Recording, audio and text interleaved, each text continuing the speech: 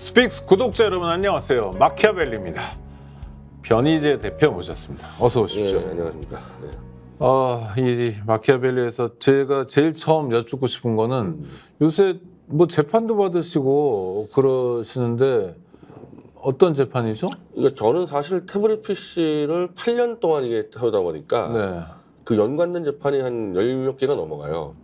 그러니까 뭐 형사 재판, 민사 재판, 합쳐가지고 예를 들면 뭐 태블릿 반환 재판도 있을 거고 네. 또 부분적으로 계약서 위조 재판도 있을 거고 그래가지고 재판이 스타트는 JTBC가 저를 고소해서 네. 제가 그걸로 이제 구속되고 보석으로 지금 풀려난 상태인데 네.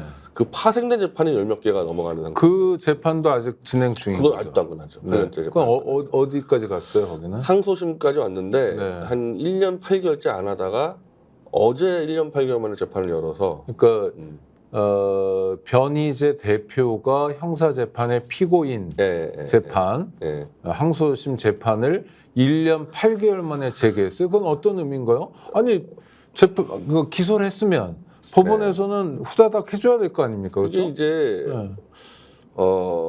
우리가 이제 이 포렌식 전문가의 자문을 받아서 사실 네. 우리는 그런 걸 몰랐었죠. 처음에 이런 개념이 없었는데 검찰이 이렇게 태블릿 PC를 압수하면은 이거를 복사본을 뜹니다. 네네. 복사본을 떠서 조사하는 건데 그 복사본이 증거가 되는 거예요, 사실은. 네. 그럼 검찰은 그 복사본을 쥐고 마음대로 보고 있는데 피고인은 그게 없으면은 대응할 무기가 없지 않습니까? 그렇죠. 무기는 원래 대등해야죠. 그래서 이게 무조건 이게 피고인에 주게 돼 있다. 이걸 제가 이 진보 쪽의 이 포렌식 전문가한테 자문을 들어서 달라고 요구를 하기 시작했겠죠, 저희가. 네. 근데 이제 이거를 주면은 우리는 이게 조작됐다고 주장하기 때문에 조작 증거가 우리한테 넘어오는 거 아닙니까? 그러니까 원래 그 당시에 이게 한 4년 전에 시작됐는데 네. 해당 판사는 상식적으로 주는 게 맞으니까 주라 그런 거야, 판사는. 네. 그 원심에서요? 그것도 2심이에요. 항소심에서? 우리 항소심 때 하거든요. 네. 근데 검찰은 알잖아, 조작된 걸. 네. 그러니까 판사가 주라고 요구를 해도 검사가 버티고 안 주고 있는 사태가 벌어진 거죠. 네. 근데 이제 이게 큰일 나니까 이렇게 되면은. 그러면 피고 변희재에 대해서 무죄를 선고하고 종결해 원래는 그렇게 해야 되는데 종결해 버리면 그 되잖아요. 판사가 잘렸습니다. 바뀌어요. 그러니까. TFC를 주라는 판사가 잘려버렸어요. 네네. 그 새로운 판사가 들어오더니 주라고 통지한 것을 취소시키고 다시 주지 말아로 바꿔버려가지고. 이유는 뭐? 이유도 없어요. 이유 설명 안 합니다.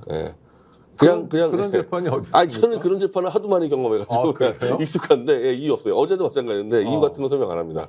그럼 우리는 당연히 기피 신청 들어갈 거 아니에요. 네.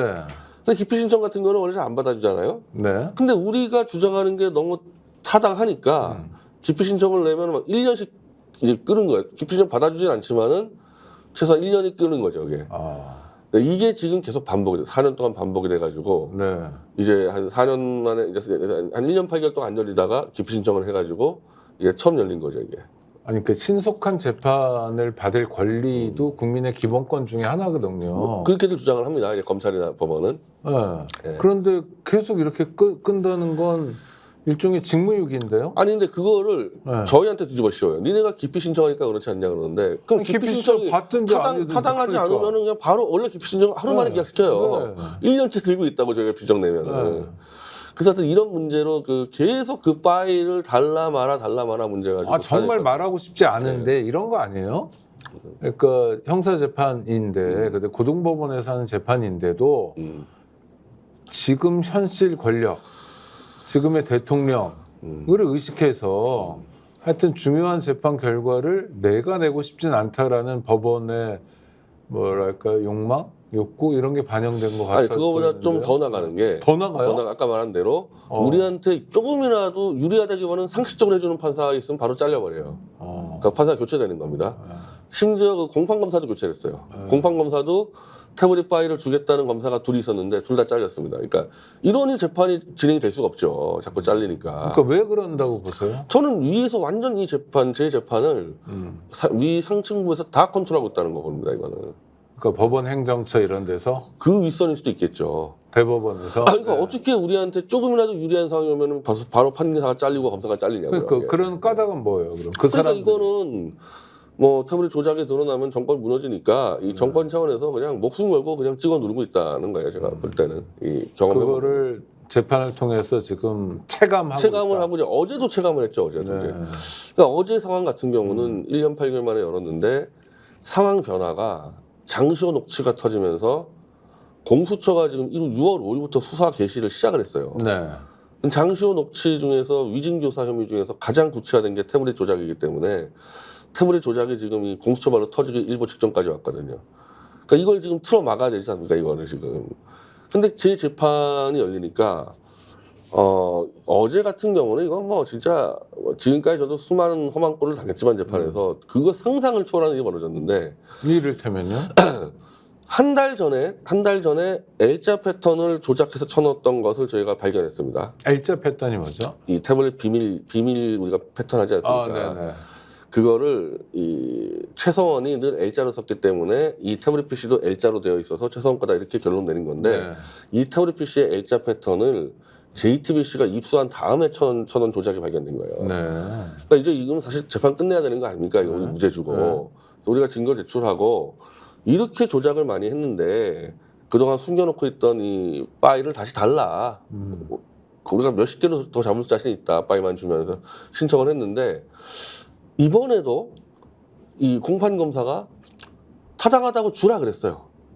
아마 제가 볼 때 공판검사가 이 사건에 지금 이 엄중함을 몰라서 그럴 수도 있는데 우리가 제출한 거에 대해서 공판검사가 타당한 요구를 하고 주라 그랬단 말이에요. 공판검사가. 주겠다고 한 거죠? 네, 검찰이 준다 그랬는데 네, 자기네가 가지고 판사가 안 된다고 주지 말라 그러면서 딱 끊더니 저는 아니 그러니까 지금 변 대표님 말씀을 들어보면 죄송합니다. 거짓말 같아요. 우리 그 오 선배님도 이 법조나 검찰의 이런 부분을 전문적으로 조사하신 분일 텐데 그런 경우가 어디 있어요? 그 차원 넘어가고 있죠. 그러니까 아니 완전 새빨간 거짓말.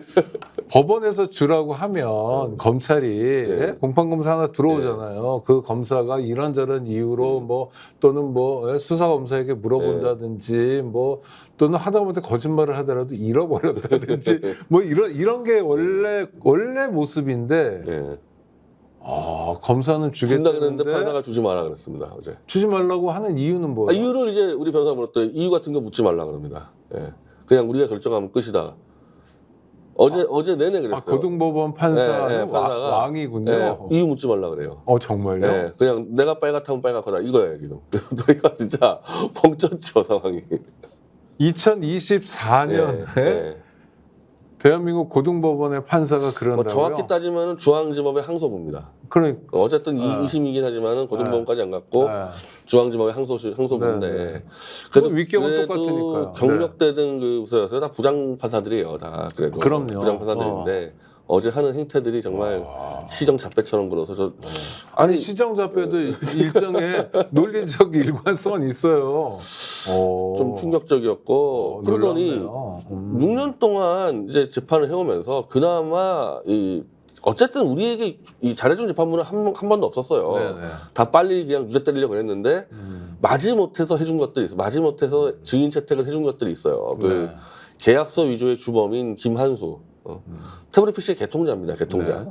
이거 제일 중요한 인물 아닙니까? 그래서 김한수 증인 신청을 해줬고 국가수에서 이 포렌식 분석했던 담당자 연구원 2명 증인 신청이 이미 돼 있는 겁니다. 이거는 검찰도 동의해서 했단 말이에요. 네. 근데 갑자기 이 2명 증인도 다 취소해버리겠다는 거예요. 놀랍네. 원심에서 지금 얼마 받으셨죠? 자, 징역 2년이요.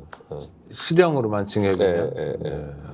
아주 중요한 재판인데 재판 과정이 이렇게 저로서는 그냥 거짓말을 듣는 것 같은 이런 상황이라면 사실 저희가 그 녹취를 신청을 많이 했는데 지난번 녹취를 못해서 그러는데 녹취를 했었어야 한다고 생각합니다. 그래서 이거 국민들에게 들려주고 싶은데 그냥 진짜 그래 증인을 4년 전에 이 선택된 증인을 왜 취소하냐고 물어봤을 거 아닙니까? 네. 묻지 말래요. 그냥 우리가 알아서 한다는 겁니다.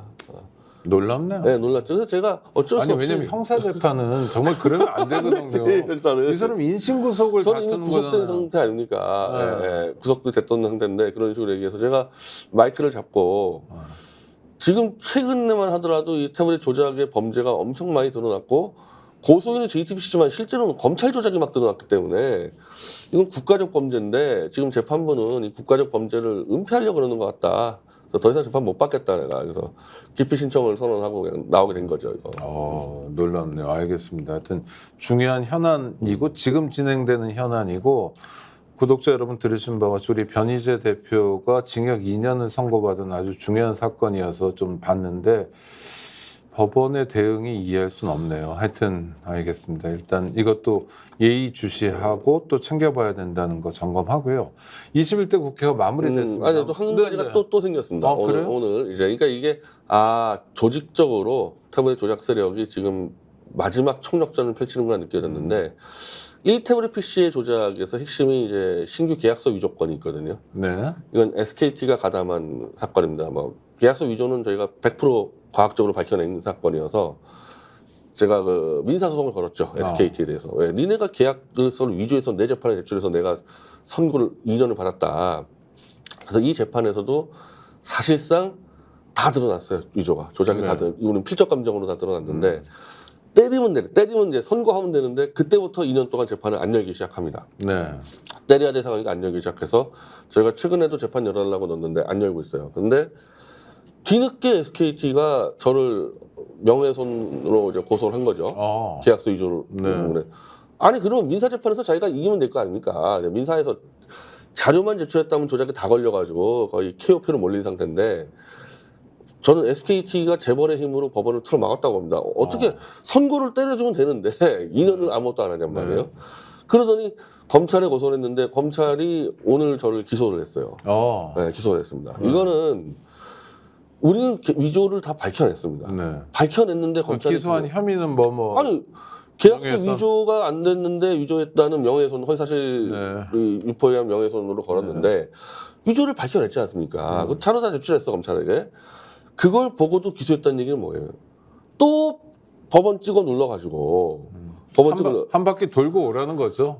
찍어 눌러서 아니 지금처럼 만약에 우리가 신청한 증인 우리가 신청하는 증거들 그냥 다 밟아버리고 그냥 때려버리면은 가능하지 않겠냐는 거예요. 아니 그러니까 기소만으로 그냥 인간을 괴롭힐 수 있잖아요. 근데 그러는 거 아니에요. 그 차원을 넘어서겠죠. 왜냐면 우리가 기소를 되면 우리가 이제 증거 신청하고 증인 신청할 수가 있지 않습니까? 네네. 그러면은 김한수라는 또 그 계약서 위조 증하고 뭐 SK 담당자 증인 신청하면 게임 끝낼 수가 있는데 네. 그걸 안 받아줄 것 같다는 거예요 법원이.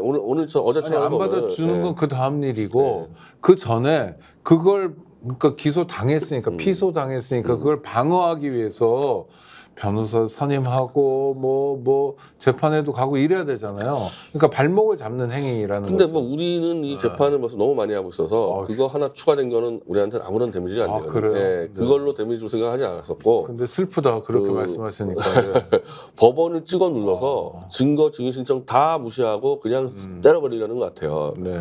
그러니까 우리가 완벽하게 조작을 잡은 사건을 기소한다는 개념은 법원을 장악하지 않고 기소 못하는 거거든요. 저거는. 알겠습니다. 제가 구속됐을 때도 그랬는데 네.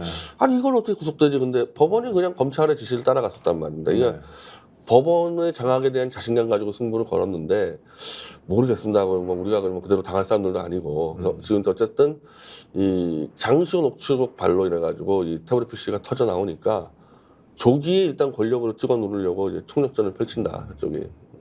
그런 의미에서 지난주에도 말씀해 주셨던 정호성 씨의 대통령 비서실 비서관 임명도 네. 그런 맥락에 있는 마찬가지죠. 거다. 네. 어쨌든 태블릿 PC 조작이 터지면 이 최상병 사건은 보수가 그냥 똘똘 뭉쳐서 막고 있는데 이 태블릿 조작 사건은 보수의 절반 이상은 동의하고 있단 말이에요. 이 이슈에. 네. 이게 터지면 이 정권의 지지 기반이 무너지니까 완전 끝나는 거거든요. 네. 그러니 지금 이거를 막으려고 총력전 펼치는 거죠. 네. 아주 중요한 또 하나의 맥락이 진행되고 있다는 거 우리 구독자 여러분 기억해 주시고요. 일단 하여튼 분기점이 있었으니까 21대 국회가 마무리되고 새로운 국회가 시작됐습니다. 21대 국회 총평을 한번 해주신다면. 침대 축구였죠, 침대 축구. 침대 축구는 뭡니까? 적당히 윤석열이 나라 망치고 있으니까 적당히 들어놓여 있으면 총선 때 우리가 한 번 더 해먹을 수 있겠다. 그거 말고 한 거 아무것도 없습니다. 네. 골 결정력을 말하기도 어려운 침대 축구. 골을 넣을 생각도 없었다는 거죠. 네. 그래서 실제로 그래가지고 손쉽게 다 배지 연장하지 않았습니까? 그러니까 상대의 실수, 상대의 무능, 상대의 무책임에 기대해서 민주당이 그냥 재미만 봤다? 저는 그 민주당 계열의 유튜버들이 그런 얘기하는 경우는 제가 여러 번 봐서 제가 엄청 네. 화를 낸 적도 있었는데 어떤 얘기요? 나라를 망치고 있는데 네. 나라를 지켜야 될 거 아니냐. 근데 나라 망치니까 우리가 선거기니까 좋다고 박수치는 유튜버들이 있어요. 네. 유명 유튜버들이. 네, 네. 그런 걸 많이 봐가지고 저는 그런 정서가 작동했다고 봅니다. 그건 아니잖아요. 그러니까 우리가 이기기 위해서 나라가 망가지면 안 되잖아요. 이를테면. 근데 이제 그런 말들은 너무 서슴없이 해요. 그래요? 네, 너무 서슴없이 합니다. 그런 분들이 있어요. 네, 있습니다. 유명한 사람들이. 이름도 묻고 이름도 싶은데 제가 네. 말하기 좀 그렇죠. 같이 방송하다 싸운 적도 있어요. 그래요? 예. 그건 아닌 것 같아요. 그리고 그건 큰일 나는 건데 네. 어쨌든 이 민주당이 지난 국회했다는 거는 그거였다는 거예요. 그냥. 네. 형편없었다. 그럼 22대에 대한 일단 기대를 말씀해 주시죠. 저는 뭐 솔직히 기대하는 바가 없는데 네. 지금까지 하는 거 봤을 때는 뭐 똑같은 침대 축구를 할 것 같은데 근데 문제는 이제 이 전망은 침대 사람들이 축구고요. 이제 자꾸 이제 개헌 얘기를 떠들어대니까 이게 네. 더 위험해 보이죠. 사실 지난번에는 침대 축구만 하고 있었는데 네. 개헌 들어가면 뭐 나라 거덜날 판인데 이제 가장 제가 이 위협적으로 보는 건 개헌입니다. 이거. 개헌 들어가면 나라 거덜난다라는 말씀은 어떤 의미인가요? 지금 나오는 개헌 얘기가 보수도 개헌 얘기, 윤석열 쪽도 개헌 얘기를 하고 네. 최근에 조국 신당하고 세게 어제 한겨레 신문에 박찬수 대기자가 개헌 얘기라는 얘기를 조국 대표가 또 링크 걸었는데 네, 박찬수 기자가 썼는데 그게 윤석열의 출구가 될 거다 이런 칼럼을 썼죠. 똑같아요. 양진영이 똑같은 얘기를 하고 있어요. 양쪽이 지금 이거는. 언론도 그렇고 특정 언론도 그렇고 조국 혁신당도 그렇고 저기 저쪽 박찬수하고 조국은 친구입니다. 네. 그러면 뭐 둘이 똑같은 생각했다는 얘기면 조국 신당에 뭐 드러났지 않습니까? 그러면 정체성이라는 게 개헌을 해가지고 윤석열을 테러 연결해주고 아마도 저건 뭐 100% 제가 볼 때는 이원 집정제로 갈 겁니다. 그래서 권력 나눠먹게 하겠다는 건데 여기서 제일 문제가 되는 거는 임기 단축 1년을 얘기하고 있어요. 네. 근데 임기 단축 1년 얘기한다는 얘기는 반대로 임기를 2년 보장한다는 얘기입니다. 윤석열에. 그렇죠. 지금 윤석열이가 2년을 했어요. 네. 2년 만에 절반 무너뜨렸는데 앞으로 2년이면요. 절반 무너뜨리는 게 쉽지 나머지 절반 무너뜨리는 거는 한 달이면 끝낼 수가 있어요. 한 달이면 진짜. 맞습니다. 그 2년이 가속도가 무척 그렇죠. 망가지는데. 2년이면요. 그냥 한마디로 대한민국을 그냥 무슨 뭐 어디 뭐 필리핀이나 심지어 북한처럼 그냥 박살낼 수도 있는 상황인데 윤석열에게 2년을 보장한다는 얘기가 되지 않습니까? 이거는. 그리고 상식적으로 지금 탄핵을 시킬 수 있는 범죄들이 다 잡혔지 않습니까? 이거 부분들은. 이건 그러면 2년을 보장한다는 얘기는 이 범죄를 덮어주겠다는 얘기잖아요. 2년 동안에. 네. 이걸 공개적으로 지금 막 떨리고 있다는 거죠. 이거는 지금. 예의주시해야 될 대목이 또 있네요. 맞습니다. 박찬수 한겨레 대기자가 그런 칼럼을 쓰고 그걸 조국 혁신당 조국 대표가 인용하고 하는 것은 이심전심이거나 뭐 자기들끼리는 어떤 뭐 정치적인 얘기가 된 거고. 네. 그 사실 나경원이 동기고 나경원이 친구고. 사실은 일찌감치 거기도 동기입니다. 네. 서법대 8학번 동기 아닙니까? 네. 나경원이 박찬수도 8학번. 거기도 8학번. 네. 그러니까 그 얘기했다가 이제 대통령실이 발작해가지고 이제 임기 단축은 안 된다고 하지만은 개헌은 또 하겠다는 얘기 아닙니까? 그럼 뭐 개헌하는 과정에서 임기 단축이 이제 협상 카드로 들어오는 거죠. 네. 그래서 지금 뭐 특검들 발의를 하는데. 그러면 정치적으로는 약간 블랙홀처럼 모든 걸 빨아들이겠습니다. 최상병도 빨아들이겠네요. 그렇게 되면. 지금 우원식 국회의장이 개헌특위를 만든다 그러는데 개헌특위는 양당이 거의 한 30-40명씩 들어가면 거의 70-80명이 가는 거예요. 네네. 그럼 거기서 개헌이라는 게 대한민국의 기틀인데 전방위로 다 논의하겠다는 거예요. 전방위로 다 논의하는 거. 그럼 글로 다 빨려 들어가는데 그럼 거기서 일단은 임기 단축 1년은 뭐 들어간다 칩시다. 그럼 임기 단축을 한이 많이 가지고 윤석열과 협상을 해야 돼요. 네. 그럼 윤석열이 예를 들면 임기 단축 1년 해준다는 대가로 뭘 요구하겠냐는 거예요. 자기 안전? 자기 안전 플러스 모든 특검 다 접어라부터 해가지고 이제 2년 동안의 모든 통치 권한 보장에다가 그렇게 거래할 수밖에 없지 않습니까? 네네. 그럴 바 임기 단축 1년을 왜 하냐면 탄핵시켜버리면 되는 걸 갖고. 근데 조국 대표는 자꾸 집요하게 탄핵은 어렵다, 임기 단축 개헌 간다 그러는데 임기 단축 개헌이 훨씬 어렵죠. 아직도 헌법. 근데 윤석열 대통령 입장에서는 받고 싶은 마음이 있겠네요. 그런 식으로 진행. 지금은 거부하는데. 네. 아니 예를 들면은 지금 최상병 특검 이제 또 올라오지 않습니까? 그렇죠. 그거 그냥 대충 무마시켜 주겠다 그러면은. 네. 받을만 하죠. 그리고 실제로 그래가지고 저 함성득하고 이명박이 만난 게 그 얘기 아닙니까? 그러니까 정치적 거래는 좋은데 개헌도 좋은데 그것이 자칫 잘못하면 대한민국이란 나라를 나락에 빠뜨릴 수 있다. 더 어쨌든 망가질 저는 수 제일 위험한 게 윤석열이 2년 동안 통치한다는 겁니다. 그 통치가 보장된다는 겁니다. 그게. 아이고. 그 안보 문제 중에 저는 하나인데 만약에 예, 임기단축 개헌이라 그러면요 윤석열을 지금 당장 내리는 걸로 한다면 제가 동의할 수 있을 것 같아요. 그러면 그 내리는 전제로 개헌 얘기할 수 있지 않겠습니까? 네네네. 근데 윤석열이가 2년을 더 통치하는 전제로 개헌한다 그러면 그러니까 대표님 말씀은 개헌 자체에 반대하는 건 아니고 이런 식의 개헌에 반대하는 거고 개헌을 통해서 뭐 국가의 세트를 짜는 건 얼마든지 논의 가능하다 이런 입장이신 거잖아요. 네. 근데 윤석열 임기를 보장해주는 개헌은 안 되는 그건 안 거고 된다. 사실은 가장 좋은 방법은 국민적 힘으로 윤석열을 하야시키고 네. 그 폭발적 에너지로 개헌 논의를 하는 게 제일 좋을 거예요. 네. 예, 그럼 필요한 것들 잡힐 거란 말입니다. 그게. 그렇죠. 네. 순서가 지금 틀려 먹었죠 지금. 네. 약간 우려할 만한 대목이 있다. 지켜봐야 될 것 같고요. 북한이 뭐 풍선을 보냈는데 발견된 것만 260개고 멀리 간 건 경상남도까지 갔다고 그러는데 오물을 담았다고 하는데 이건 약간 부끄러운 거 아닙니까? 저건 뭐 아마 윤석열 정권에 대한 그냥 조롱과 모욕이겠죠. 그러니까 모욕을 당하는 거잖아요. 즉각 대응, 강력한 네. 대응은 어떻게 합니까? 저걸 두고. 뭐 솔직히 얘기해서 윤석열 정권이 지금 뭐 이 동북아에서 위상이 워낙 추락했기 때문에 그냥 북한 입장에서는 뭐 갖고 노는 거잖아요. 갖고 노는 거고 실제로 지금 협의는 일본하고 하겠다는 얘기 아니겠어요? 미국하고도 그렇고 상종 안 하겠다는 거고. 이게 그러니까 나라의 꼴이 우습게 되는 거잖아요. 그러니까 대통령 개인만 모욕당하는 게 아니라 국가적으로 좀 우습게 돼버리는 상황들 아닌가요? 그래서 이게 일정 정도 이 북한하고 항상 이 채널은 가동하고 있어야 되는데 네. 지금 채널 닫아친 걸로 지금 알려져 있거든요. 그렇죠. 네. 네. 이런 문제 때문에 채널이 열려 있어야 되는 거예요. 아쉽고 답답합니다. 이것도 정부의 역량과 관련된 문제고 목요일이었네요. 송영길 대표가 보석으로 나왔어요. 어제 맞죠. 근데 이거는 어떻게 평가해야 됩니까? 뭐 나온 건 하여튼 다행인데 좀 늦은 거죠? 그러니까 뭐 구속 만료 직전에 나왔기 때문에 무슨 뭐 재판이 유리하게 그때 나온 것도 아니고 이제 더 이상 구속을 시킬 수 없으니까 이제 나온 거죠. 네. 그러니까 늦게 나온 거죠. 네, 늦게 나온 거죠. 내보내려면 언제 내보냈어요? 총선 때 나왔어야죠. 그렇죠? 그러니까 그때도 얘기한 게 어차피 6개월 안에 선고 못 한다. 증인이 뭐 80명인데. 그러면 풀어줄 게 뻔한데 풀어줄 바에야 한 달 먼저 풀어주면은 참정권 보장될 거 아니냐. 근데 이거를 막아버리고 이제 와서 풀어줬으니까. 뭐 앞으로 어떻습니까? 송영길 대표는 정치 활동을 하는 건가요? 저는 이제 송 대표는 장시호 녹취록의 주역이거든요. 네. 그러니까 장시호 녹취록을 정유라로부터 받아내려고 작업하다가 그 와중에 이제 김영철 검사 장시호의 불륜이 이제 촉발돼 버렸는데 그 김영철이 실제적으로 송영길을 수사하고 있었던 반부패 2부장이었단 말입니다. 네. 그 당연히 김영철이 송영길을 놔줄 수가 없었던 거죠.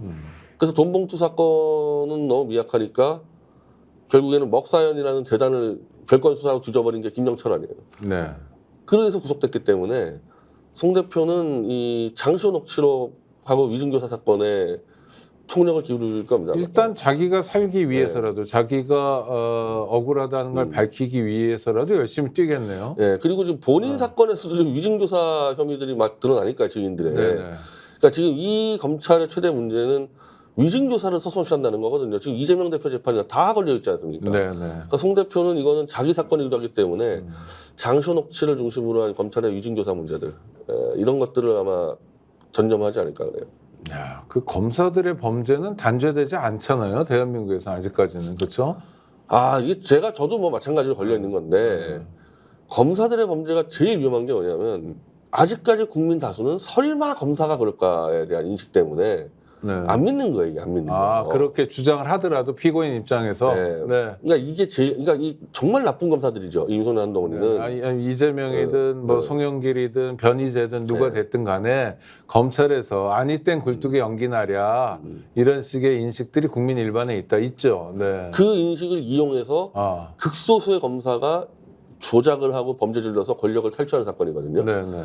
그러니까 대한민국 검사가 2,000명인데 2,000명 전체가 다 그러냐? 안 그럴 거 그건 아니에요. 아니겠죠. 네. 그러니까 한 1,900명 정도는 선하게 하고 있어요. 네, 네. 그걸 이용해가지고 한 100명의 검사들이 악행을 저질러서 해먹고 있는 겁니다, 이게. 독일 같은 나라는 법 왜곡죄가 있습니다. 그래서 법 집행 공무원들이 그렇게 법을 왜곡하면 별도로 처벌하는 조항이 있거든요. 네. 지금 우리 같은 경우는 모해 위증, 모해 증거 것들이 있는데 그걸로 인해서 검사가 처벌받은 사례가 극히 없습니다. 없죠. 실제로 피의 사실 공표죄랑 똑같죠. 혐의는 많은데도 사문화되어 있어요. 그리고 그거를 수사할 수 있는 수사기관이 없잖아요. 검찰로 그렇죠. 넘어가면은 그래도 검사의 직권남용 이런 걸 처벌할 수 없죠. 그래서 공수처를 만든 건데 공수처가 그나마 지금 8명의 이 변호사 출신 검사들이 사투를 벌이고 있는 거죠, 이게. 제가 금요일치 경향신문에 쓴 칼럼이 그런 건데 검사가 검찰청에 구속 피의자를 불러서 조사하는 것 자체가 영장주의 위반이다. 왜? 영장에는 구속 장소가 적혀 있잖아요. 서울구치소로. 근데 꺼내니까 위반이거든요. 글로 와야지. 경찰, 지가 가든지 아니면 경찰에서 꺼낼 때 어떻게 하냐면 체포영장을 발부받아서 집행해요.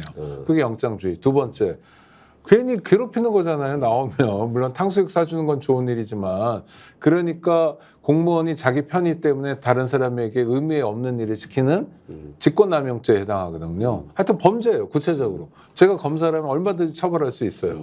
근데 검사의 범죄니까 처벌이 안 돼요. 서울구치소 안에 이 수사할 수 있는 공간이 있습니다. 있습니다. 그래서 경찰 조사 접견실. 접견해가지고 경찰들은 되게 와서 하는데 검사만 불러내면서 이번에 장시호 사건은 또 장시호 생일 때 아들을 불러서 검찰청에서 생일 파티 열어줬다는 또 이 제보가 드러나 버렸는데. 아니 그걸 법무부에서는 그런 일은 절대 없다고 보도자료를 냈는데 좀 안쓰럽죠. 왜 절대 없어요. 그러니 검찰청으로 이 피고인을 데려가는 순간부터 무수한 범죄를 저지를 수 있는 그런 기회가 열리니까 이거 다 바꿔야 되는 거죠. 그러니까 위증교사가 다 그 공간에서 이루어지는 거 아닙니까? 윽박 지르거나 또는 회유하거나. 그래서 드디어 검찰에 의한 국정농단이 반복적으로 일어나고 있는 거죠. 이제 그게 드러날 것 같으니까 또 다시 이걸 막아내니까 또 다시 이제 또 국정농단, 수사농단 하는 거죠 이제. 이거 궁극적으로는 어떻게 해결해야 돼요? 그러니까 윤석열 정부의 종식만 가지고는 안 될 것 같고 제2, 제3의 윤석열이 나올 수도 저는 있잖아요. 일단 지금 제일 시급한 문제가 지금 가장 이 증거들이 확보돼 있고 이거를 터트릴 수 있는 사건은 장시호 녹취록 사건이에요. 지금 이화영 사건이라는 것들 다 지금 주장만. 근데 이 장시호 녹취는 실제 장시호가 위증을 했다가 걸려든 부분이 많았기 때문에 법적으로 이미 인정된 것들이 그럼 위증교사까지 다 증거가 나왔기 때문에 이 사건을 해결하는데 총력점을 펼쳐야 되는데 저는 범민주진영이 이 장시호 녹취 사건을 이재명 대표가 질렀을 때 끼다가 다 빠져나갔는데 왜냐하면 이걸 캐다 보니까 또 태블릿 조작과 연관돼 있고 이러면 박근혜 수사의 정당성 무너진다 그래가지고 지금 이걸 또 덮는 분위기예요. 근데 윤석열 한동훈이라는 사람들이 활개치기 시작한 게 박근혜 수사 때부터였거든요. 그랬죠. 그 여기서부터 뿌리를 잡아야 되는 겁니다. 여기서부터. 근데 이거는 보수 진영도 알고 있잖아요. 이쪽 문제에 대해서는. 그래서 어떻게 보면은 보수 진영의 협조를 받기도 쉬운 사건인데 이걸 치면은 박근혜 탄핵에 정당성 무너진다 그래가지고 자꾸 이거 손을 떼는 부분이 있어요. 이걸 좀 약간 찜찜해 하는 거죠. 그러니까 이걸 잊어버리고 어찌 보면은 굉장히 부도덕한 겁니다. 잘못된 걸 알면서도 이거를 파헤치면 내가 정치적으로 손해보니까 안 하겠다? 이거는 뭐 검사들하고 똑같은 마인드예요. 따지면 이거는. 이걸 완전히 해치고 정치적인 이익과 손해 관계없이 잘못된 부분을 빨리빨리 파헤쳐야 되는 거예요. 이거 드러난 부분들 같은 경우는. 아니 그러니까 지금 변 대표 주장을 계속 따라가 보더라도 이를테면 문재인 대통령 당선의 정당성이 없어지는 건 아니잖아요. 그건 별개의 문제잖아요. 그거는 이미 그 당시 지지율이 탄핵 전에도 문재인 지지율이 압도적이었고 그냥 당선된 거예요. 그리고 그러면은 당선되자마자 80% 지지율 얻고 뭐 이랬던. 예를 들면은 그 당시 여당 지지율 높았는데 엎어치기 한 게 그게 아니잖아요. 그 당시 앞섰잖아요, 야권이. 그러니까 이 문재인 당선에는 문제가 없는데 문재인 쪽에 책임을 묻게 된다면은 그런 인간들인 윤석열, 한동훈이를 주용시켰다는 거예요. 그게 문제가 되는 거거든요. 아니 그러면은 문재인 씨가 그걸 사과를 하든지 하면 되는 거지. 그것 때문에 덮어버리겠다면 안 되는 거죠. 그것 때문에 덮어버렸다면은. 그러니까 지금 이게 싸움이 자꾸 반쪽에 멈춘다는 게 그 얘기거든요. 이걸 건드려야지만 보수 쪽에 이 동참을 끌어낼 수 있는데 최상병 사건이 압도적으로 지금 밀지만은 만약에 보수가 똘똘 뭉쳐버려서 180석 버텨버리면 특검 안 되는 거거든요. 이거는 그냥 버티기 시작하면 108석 가지고 180석 버티는 거예요. 그냥 네. 이걸 가지고. 그래서 저는 김건희 특검 같은 경우에는 균열이 좀 생기지 않을까요? 아니 근데 이게 재발이하면. 이게 네. 이 국회의원들 한 명 한 명 따지면 자꾸 이렇게 될 것 같이 생각하는데 네네. 보수 진영의 이 마지막 버티는 한 20%대가 꽉 버티고 있으면요. 네네. 그 사람도 내년에 다음에 출마해야 될 거 아닙니까? 아. 그러면 20%의 보수 탄탄한 진영으로부터 배신자로 찍히면은 이미 김무성, 유승민이 아직까지 출마 못 하고 있잖아요. 네. 이 사례가 있어서 이 탄핵이 쉽지가 않아요. 아, 그러니까 내가 국힘의 어떤 국회의원이면 꼭 대구 경북이 아니더라도 수도권에 어떻게 됐다. 그러면 야 나는 유승민이나 김무성처럼 거물도 아니었는데 이런 일로 내가 찍히면 나는 골로 가는구나 이렇게 여긴다는 거군요. 그게 이제 박근혜 탄핵 때 이 사례가 돼버렸죠. 네. 함부로 이탈하면 큰일 나는구나. 그래서 이번에 저 21대 국회 마지막에 최상병 특검법 재의결할 때도 5명 정도가 공개적으로 자기는 찬성하겠다 했는데 결과는 다 부결표로 빠졌죠. 그렇죠. 그 무효표로 빠졌죠. 무효표로 빠지거나 아니면 하여튼 아니면 다시 뭐 바꿨던지. 뭐 어떻게 됐든지 간에 그러니까 그때 제가 네. 이 여러 가지 방송 나갔을 때 진짜 네. 다들 네. 뭐 이탈표 20표 나온다, 막 3표 나온다, 막 이랬었는데 네. 제가 그렇지 않다. 네. 보수 진영이 20%가 버티고 있으면은 이탈 쉽지 않다라고 제가 얘기했었는데 그게 아직도 이어지고 있는 겁니다. 네. 네. 그래서 보수의 지지를 무너뜨려야 돼요. 윤석열에. 그 가장 좋은 게 이 장시호나 태블릿 같은 것들이다. 네. 이거는 원래 보수가 들고 나온 이슈이기 때문에 뭐 제가 솔직히 요즘부터 이제 이 보수 다시 인사들을 만나기 시작했는데 최근에 네. 제가 한 2년간 만난 적이 없어요. 저는 일찌감치 윤석열 탄핵을 중앙에 돌아왔기 때문에. 네. 근데 이제 여기까지 오긴 왔죠.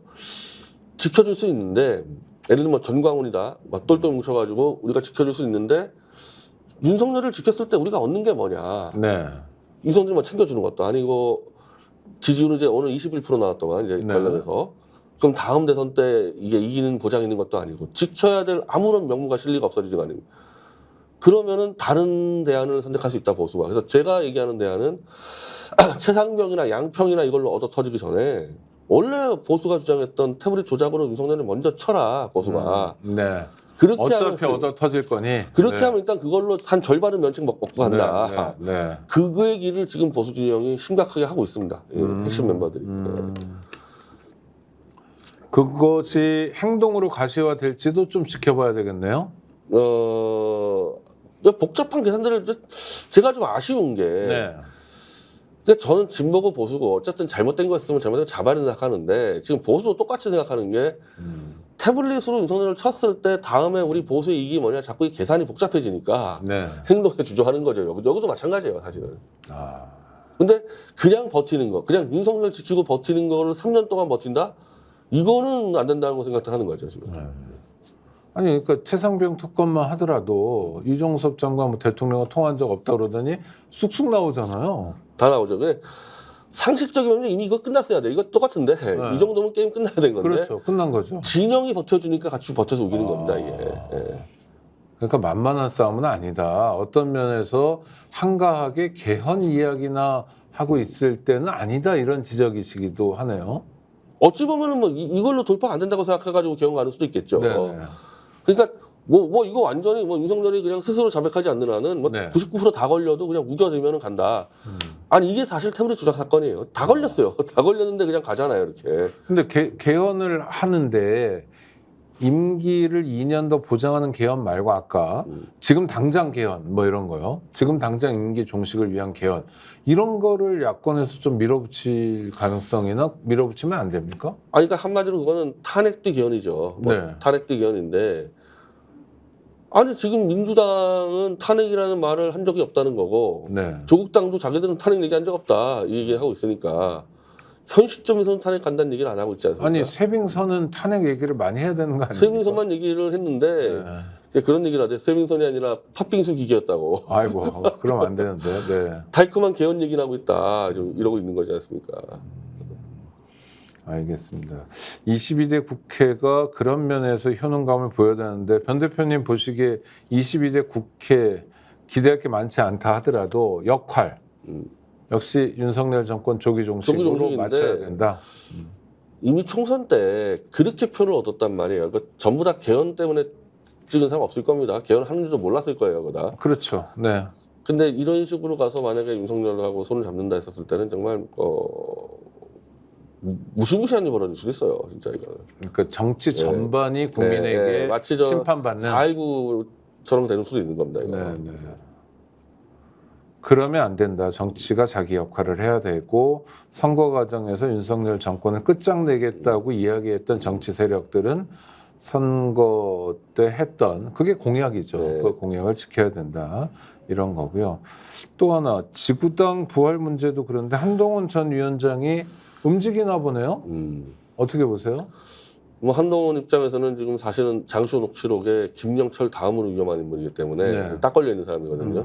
뭐 가만히 있으면 큰일 나니까. 네. 뭐 그러니까 저는 이제 그런 식으로 보는 거죠. 윤석열과의 갈등 저는 별거 없다고 생각합니다. 아, 자기들끼리 같이 나쁜 범죄 저지르는 게 한두 건이 아닌데 뭘 네. 싸우겠습니까 지금. 네, 네. 태풍이 밀려오는데 자기 살려고 지금 이제 온갖 머리 쓰고 있는 거죠. 그 중에 하나는 뭐 전당대회 출마도 전날 출마도 카드일 거고 네, 일단 당권이라도 쥐고 있어야지. 잘못하면 한동훈은 지금 그 민간인 아닙니까? 그렇죠. 제일 먼저 끌려갈 수가 있죠. 잘못하면. 네. 제일 먼저 끌려간다면 누가 끌고 갈까요? 후배 검사들이 끌고 갈까요? 아니면은 아니 6월부터 이제 장시호 녹취 수사가 들어가는데 네, 공수처에서 공수처에서 그러면 거기서 실명 나온 사람이 김영철하고 한동훈입니다. 네. 한동훈하고 김영철이 제일 먼저 끌려가게 돼 있죠. 실제로 그래서 사법 처리가 될 가능성도 꽤 있다고 보셔요? 저는 솔직히 이 제대로만 수사가 하면? 제대로 되면은 뭐 아니 장시호가 태블릿 PC에 대해서 위증한 게 법원에서 판결이 다 나버렸는데 네.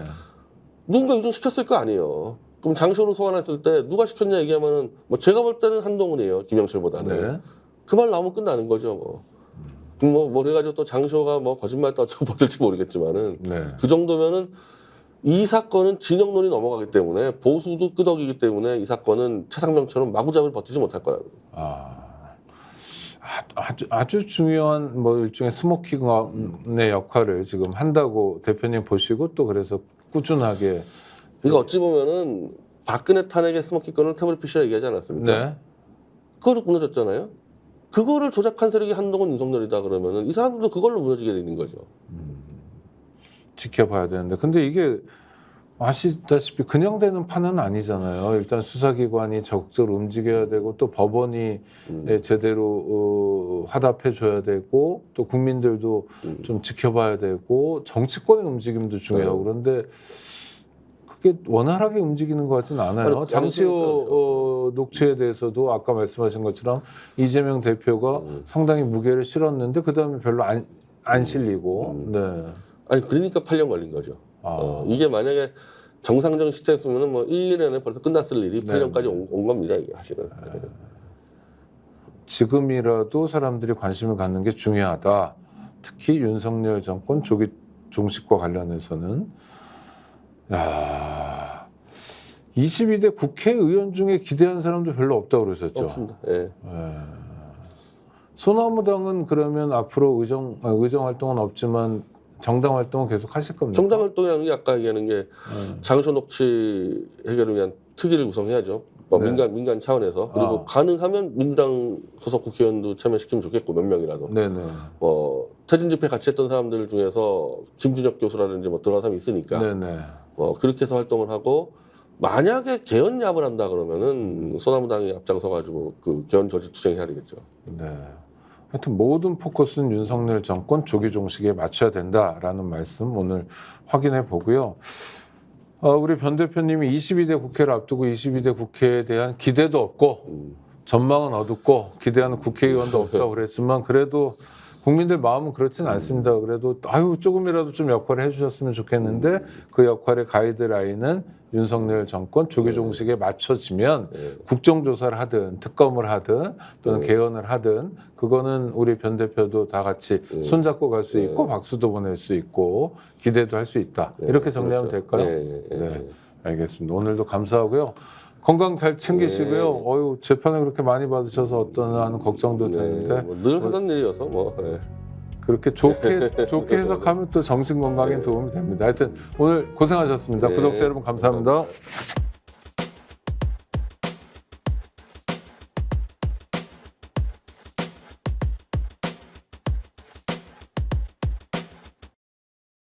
지금 당장 스픽스 구독 눌러주세요. 지금 보고 계시는 영상 좋아요, 댓글도 마구마구 남겨주세요.